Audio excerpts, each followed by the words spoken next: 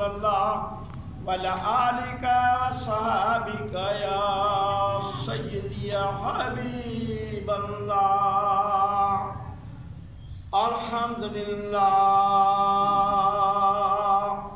الحمدللہ رب العالمین والصلاة والسلام علی سید الانبیاء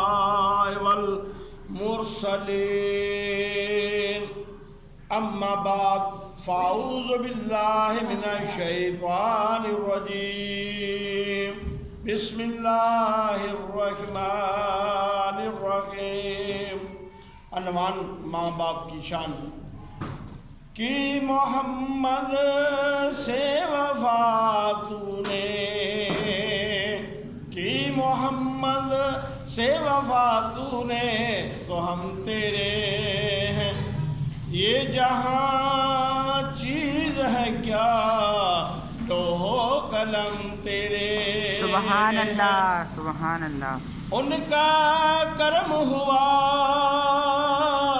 ہماری بات بن گئی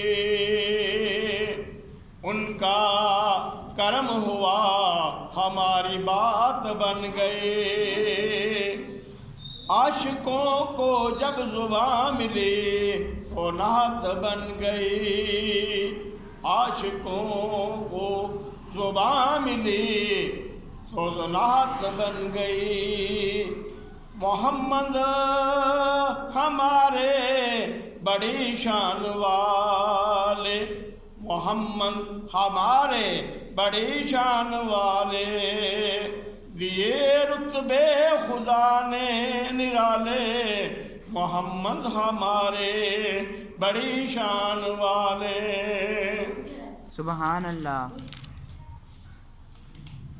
اللہ کی حمد و ثنا اور درود پاک شفیع المعظم کے بعد اللہ کی بارگاہ میں دعا ہے کہ اللہ مجھے حق سچ بیان کرنے کی توفیق عطا فرمائے اللہ تعالیٰ نے قرآن مجید میں ارشاد فرمایا اور تیرے رب نے حکم دیا کہ اس کے سوا تیرے رب نے حکم دیا کہ اس کے سوا کسی کی عبادت نہ کرو اور والدین کے ساتھ حسن سلوک کرو سبحان اللہ اور پھر اگر تیرے سامنے ان میں سے کوئی ایک یا دونوں بوڑھے ہو جائیں تو ان سے اف بھی نہ کہو اگر تیرے سامنے ان میں سے کوئی ایک یا دونوں بوڑھے ہو جائیں تو ان سے اف بھی نہ کہو اور نہ انہیں جھڑکو یعنی کہ جب بوڑھے ہو جائیں تو ان کو جھڑکو بھی نہیں اور ان سے عزت کی بات کہو یہی بڑھاپے میں جا کر جب والدین کمزور ہو جائیں طاقت نہ رکھتے ہوں بڑھاپے میں بے چین یعنی کہ بچپن جیسی باتیں کرنے لگیں اور جس طرح تو نے ان کے سامنے بچہ تھا مگر وہ تم سے پیار کرتے تھے اگر اب وہ اس حالت میں آ گئے تو تم ان سے غصہ مت ہونا سبحان اللہ یعنی کہ اج کل جڑا حالات جا رہے ہیں ماں باپ تو انہیں کو بے فرمان اولاد ہوتی ہے کہ ماں باپ کا کہنا نہیں منتی تو وہ بیان کیا گیا ماں باپ کی عظمت ماں باپ کی شان کی ہوتی ہے اس لیے کہ بچوں کو اج کل سمجھ جانا چاہیے کہ اسی ماں باپ کے اگے کوئی بڑھاپے کے جی بچپن اسی سال سے سارے نال پیار کرتے سی بڑھاپے کے بھی سانوں ماں باپ کے نال پیار کرنا چاہیے اس لیے اس بیان دے اور اس پہ غصہ مت ہو اور نرمی ان کو اف تک نہ کہو سبحان اللہ ایک مثال دیتا ہوں ایک ماں نے اپنے بیٹے کو آزمانے کے لیے ایک ہی بات 3 بار پوچھی ایک ہی بات 3 بار پوچھی تو تیسری مرتبہ پوچھنے پر بیٹا غصے میں آ گیا تیسری بار پوچھنے سے بیٹا غصے میں آ گیا ماں اندر گئی اور ایک کاپی لے کر آئی بیٹے کو سامنے رکھا اور کہا گویا انہیں ایک بات ایک ہی وقت میں مجھ سے ایک بات 100 بار پوچھی تھی، اور پھر ہر بار میں نے تیرا منہ چوم کر تیری بات کا جواب دیا. یعنی کہ میں جدوں بھی تینوں پوچھتی تھا تو وہ بولتا سا تو میں تیرا منہ چوم کے تے تینوں دا جواب دے دیتا ہوں. یعنی نہیں کہ آتا کہ تو کل یہ کاپی کھولو کر دیکھو، میں نے آج کے دن کے لیے سنبھال کر رکھی تھی. اگر والدین معذور ہوں تو اور اولاد کے لیے سراپا رحمت ہیں. ماں باپ جب بوڑھا ہو جاتا ہے، جب معذور ہوتا ہے تو وہ اولاد کے لیے رحمت باعث ہوتا ہے، اور ان کو بوجھ مت نہیں سمجھنا چاہیے. ماں باپ کو بوجھ نہیں سمجھنا چاہیے. فرما بردار بیٹا جب سارے دن کا تھکا ہوا گھر واپس آتا ہے تو ماں کا چہرہ دیکھ کر اس کی ساری تھکاوٹیں دور ہو جاتی ہیں. سبحان اللہ. اور علامہ فرماتے ہیں اس جہاں کی سب سے بڑی رحمت والدین ہیں، اور اگر چاہیں کہ کسی سبب سے بڑی نعمت حضور علیہ الصلوۃ والسلام کی شفاعت ہے، اور اگلے جہاں کی سب سے بڑی نعمت حضور صلی اللہ علیہ وآلہ وسلم کی شفاعت ہے.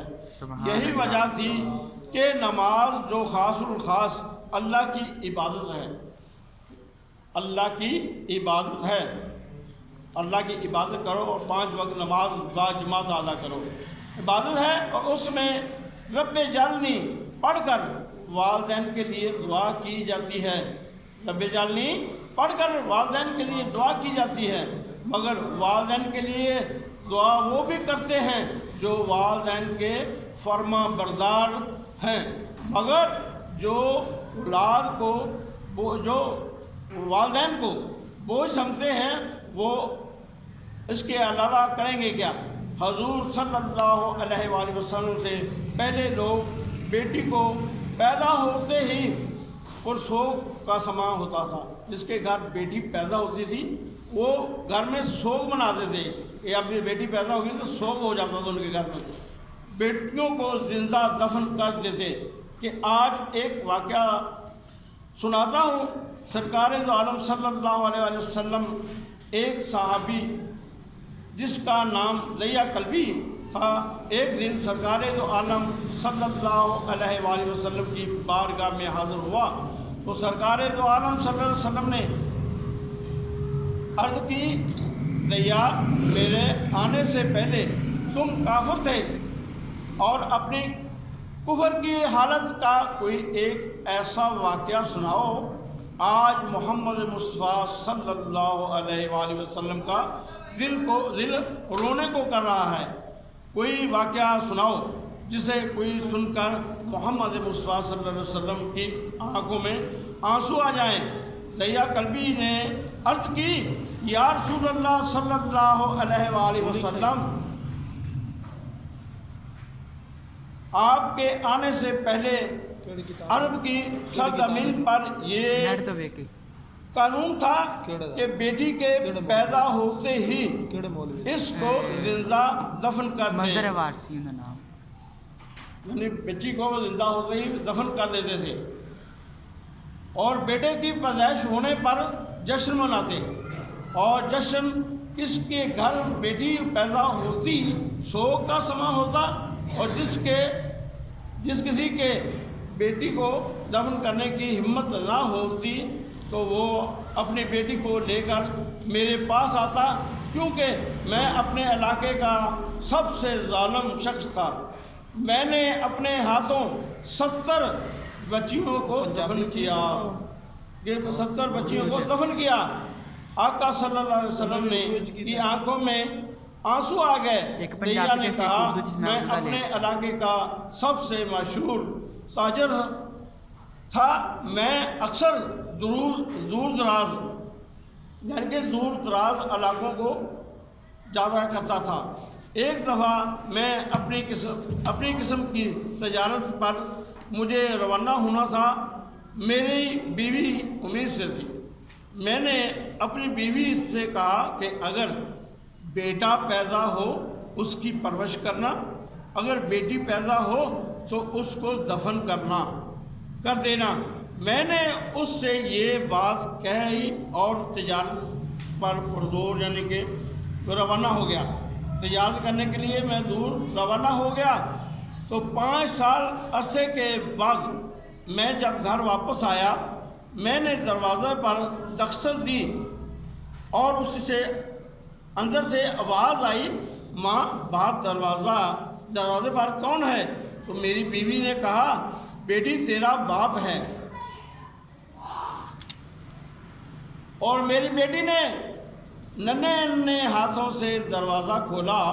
میں سمجھ گیا یہ میری بیٹی ہے، کیونکہ وہ بالکل میری جیسی تھی، میرے جیسی لگتی تھی۔